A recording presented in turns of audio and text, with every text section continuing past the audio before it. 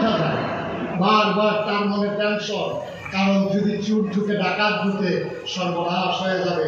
ভিখারিনী মহিলা এই চিন্তা নাই, তার ঘরে সম্পদ নাই। বাংলাদেশের মানুষের এতদিন চিন্তা ছিল না, কারণ তাদের কাছে স্বাধীনতা নামক ওই একবারে মূল্যবান জিনিসটা আমাদের হাতে ছিল না।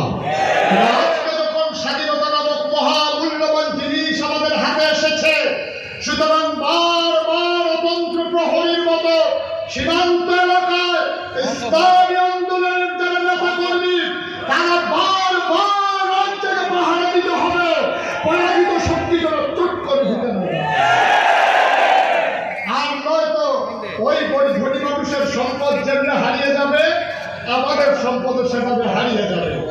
শেষ পর্যায়ে শুধু এভাবে যদি বলতে চাই, শেষ পর্যায়ে যদি এভাবে চুনতির মানুষগুলোকে জাগিয়ে দিতে চাই, মনে রাখতে হবে, মনে রাখতে হবে, ইসলাম কখনো কুসুমাস্তীর্ণ পথে আসে নাই, ইসলাম ছিল কণ্ঠকাকীর্ণ পথ।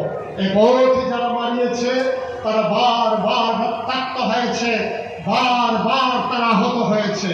নবী করিম সাল্লাল্লাহু আলাইহি ওয়াসাল্লামকে মক্কার মানুষগুলো আল আমিন বলবো, চুরুতির মানুষ কিন্তু ওনাকে আল আমিন বলে নাই, ঠিক কিনা বলেন? ওই জামানায় যারা কাফের ছিল, আবু জেহেল, আবু লাহাব, উতবা, সাইবা, সেই কাফেররা নবীকে আল আমিন উপাধি দিল। তারা বলল, তোমার মতো মানুষ হয় না, তোমার মতো সোনার মানুষ হয় না। বাবারা মেয়েকে নবীর হাতে তুলে দিতে পেরে ভাগ্যবান মনে করত। নবীর কাছে প্রস্তাব গেল অসংখ্য মহিলা বিয়ে করার জন্য। সেই নবী করিম সাল্লাল্লাহু আলাইহি ওয়াসাল্লাম, তার জন্ম হলো মক্কায়, তার শৈশব মক্কায়, তার কৈশোর মক্কায়, তার তারুণ্য মক্কায়, তার যৌবন মক্কায়, নিজের বাড়ি মক্কায়, বিয়ে করলেন মক্কায়, শ্বশুর বাড়ি মক্কায়, মেয়ে বিয়ে দিলেন মক্কায়, বেয়ার বাড়ি মক্কায়, লেনদেন করলেন মক্কায়, চলাফেরা করলেন মক্কায়, ওঠা বসা করলেন মক্কায়, সমাজ সেবা করলেন মক্কায়। তিনি থাকতে পারলেন না মক্কায়, চলে যাওয়া লাগলো মদিনায়। সেদিন নবীর অপরাধটা কি ছিল?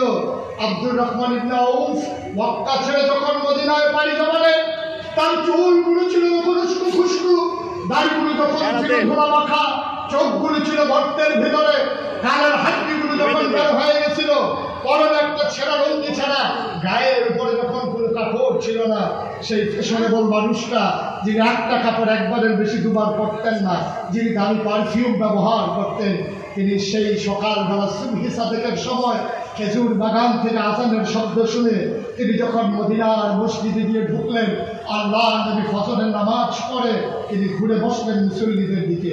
হঠাৎ করে তার নজর পড়ে গেল মসজিদের কোনায়। তিনি তাকিয়ে দেখলেন উস্কো খুস্কু চুল, দাড়িগুলো তার ধুলা মাখা, চোখগুলো তার গর্তে, একটা মানুষ বসে আছে নিচু হয়ে। নবীজি উঠে দাঁড়ালেন, তিনি তাকিয়ে বললেন, ওই কোনায় কে বসে আছে? আবার আব্দুর রহমান না? উঠে দাঁড়ালেন, আব্দুর রহমান উঠে দাঁড়ালেন, গাল উঠে আব্দুর রহমানের পানি পড়তেছে। আব্দুর রহমানকে জিজ্ঞেস করলেন, আব্দুর রহমান, তুমি কি সেই আব্দুর রহমান না? তুমি কি সেই আব্দুর রহমান না যে একটা পাঞ্জাবি একবারের বেশি দুইবার পড়তা না, যে মানুষটা দামি পারফিউম ব্যবহার করতা? তুমি কি সেই আব্দুর রহমান না?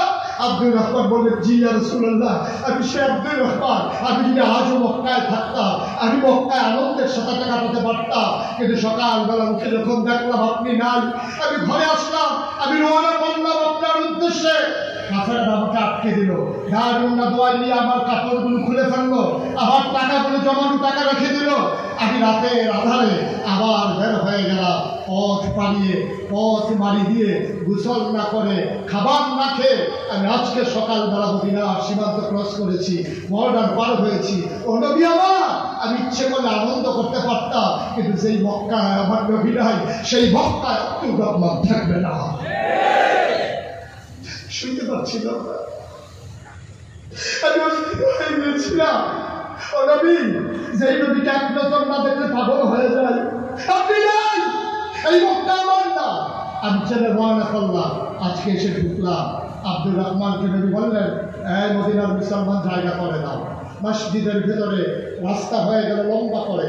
আব্দুর রহমান আনমনে মাথাটা নিচু করে নবীর দিকে হাঁটতেছে, কদম তার চলে না, শরীর তার কাঁপে, গাল বেয়ে বেয়ে টপ টপ করে পানি পড়ে।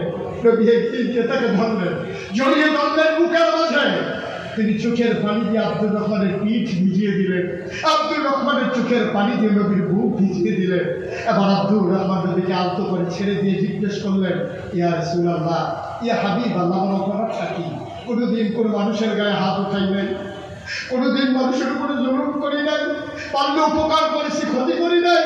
ও নবী আমার, কোনোদিন একটা মানুষকে ধমকও দেই নাই, কোনোদিন ঝগড়ার ছেলে একটা গালিও দেই নাই, অপরাধটা আমার কি? নবীজি মুচকি হেসে বললেন, ও আব্দুর রহমান, আমার সেই অপরাধ, তোমার তো সেই অপরাধ যে কারণে আমি মক্কায় থাকতে পারি নাই, তুমিও থাকতে পারো নাই। আব্দুর রহমান জানতে চায় অপরাধটা আমার কি? আল্লাহ জানিয়ে দিলেন, ও নবী, আব্দুর রহমানকে বলে দেন, ওয়ালা নাকাবু মিনহুম ইল্লা ইউমিনু বিল্লাহিল আজিজিল হামিদ। আব্দুর রহমানের একটাই অপরাধ, ওই মহাপরাক্রমশালী এক আল্লাহর উপর ঈমান এনেছে। ঠিক আছে?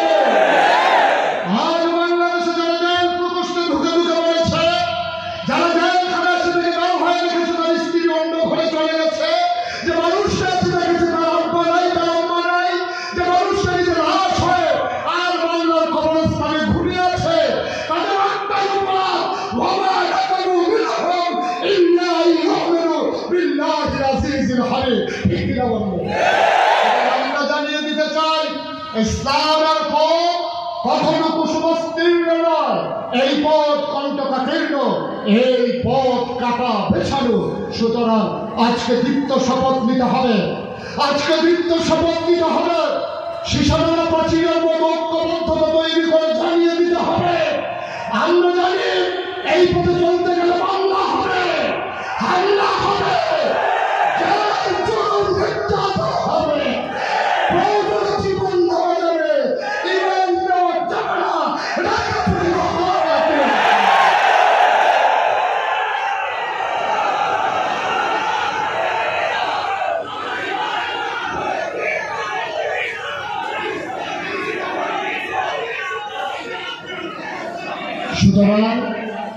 সুতরাং স্লোগানে স্লোগানে সিরাত ময়দান কাঁপিয়ে দেওয়াই আমাদের উদ্দেশ্য না।